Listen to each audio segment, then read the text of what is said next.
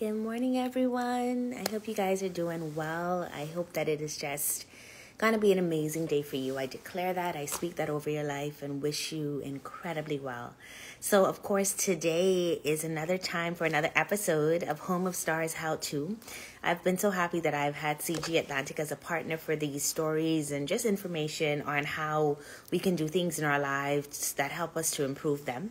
Last time we spoke about how to get hurricane insurance. Today I want to talk to you about how to heal from grief, or what I've kind of done to get over grief. And I know a lot of people who sometimes have not experienced the loss of maybe a parent or a grandparent or a dear friend, someone incredibly close to them, who may not know or understand how to manage grief. And grief is one of those things, unless you've had to deal with it, you may not know.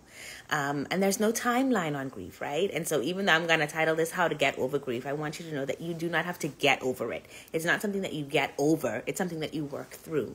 And so if you are going to be someone that's encouraging a person, hey Shar, hey Daisha, as they grieve, or as you get ready to grieve in your own season, because as we live, we will lose. I just want you to keep these words in mind.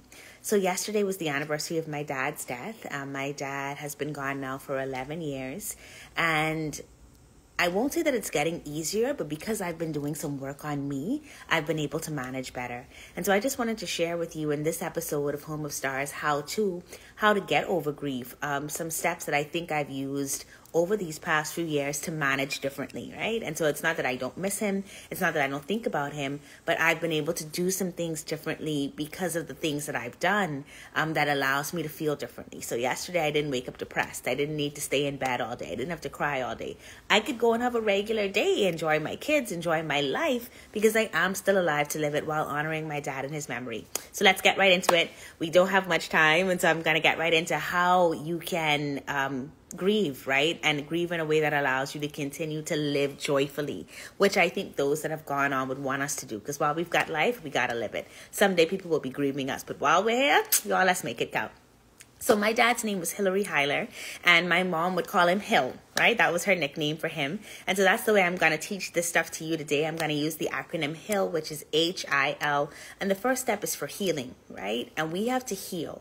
And it's not that grief somehow breaks us, right? It does break our heart. But what we have to heal around are the issues that we have with the person who has gone on. And some of that comes down to just maybe some self-hatred, some negative self-reflection, as questioning whether or not we did everything that we could. Did we spend enough time with them? Did we call them? Might there have been instances of tension or arguments that we feel are unresolved, right? And so that's our side of it.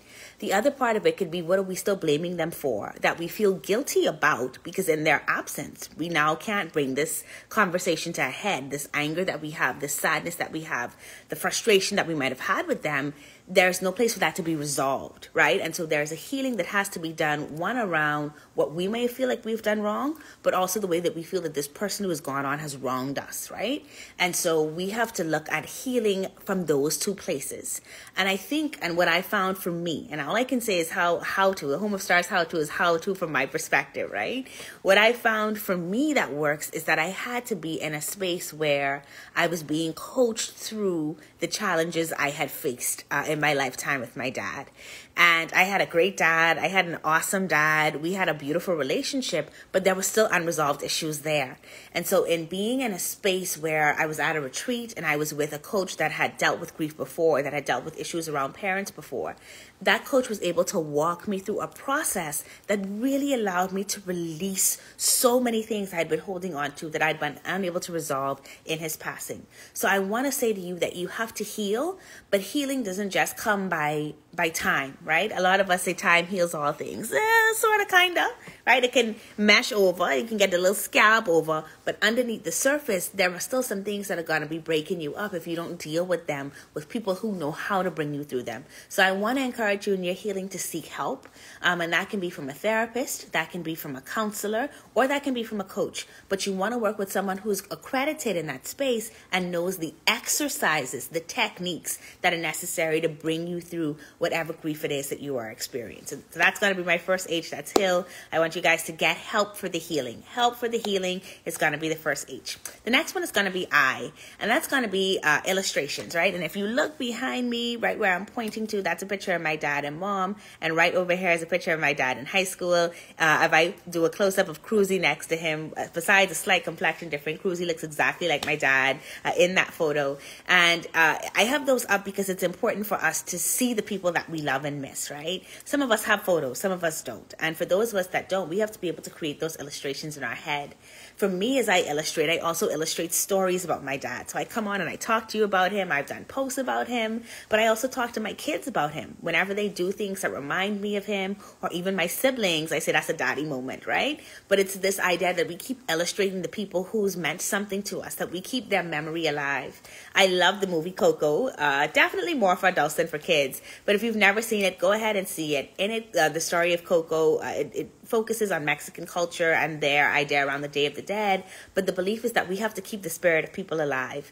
And as long as we keep the spirit of people alive, though we may not see them, they are with us, right? And so if you're grieving, find ways to think about the person that you love. Create beautiful images of them in your mind and focus on those positive images of them so that you can share those as well with those that you love, with those that are your audience, or just with yourself in the hard times. You can think about these times with this person that illustrates something beautiful and something special. So that's going to be the I.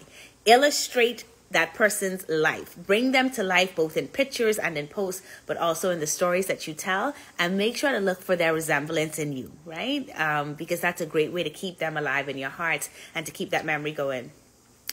The very final thing that you want to do is to make sure that you are honoring them with your life. And I know for me, I try to just do my best, be my best, go hard in the paint because I want my dad to be proud of the life that I'm living. And that doesn't mean that I live for him, right? I get to live for me. I get to live for the God that I serve. But I do want to be able to go above and beyond because he's already sacrificed so much and he's not here to do the living. So I get to do the living for him. And the final part of that for me has been making sure that I have life insurance.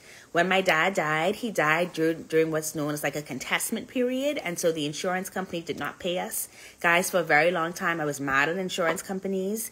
But I had to stop, take a check, and realize that insurance has helped me in so many ways, especially in my own health journey, and to not be mad at all companies. I just had to get to understand and know policies better. And that's why I'm happy that I partnered with CG Atlantic for this conversation with you all to say that you want to have life insurance because while you don't benefit, the people that you leave behind ought to, right? They ought to not be or have their feelings and emotions complicated, their grief complicated by loss and the loss of the financial things that you provide. So you want to make sure that you have life insurance. I'm going to tag some stuff in my stories. You can go over there for more info on it, but CG Atlantic is a very good place to start.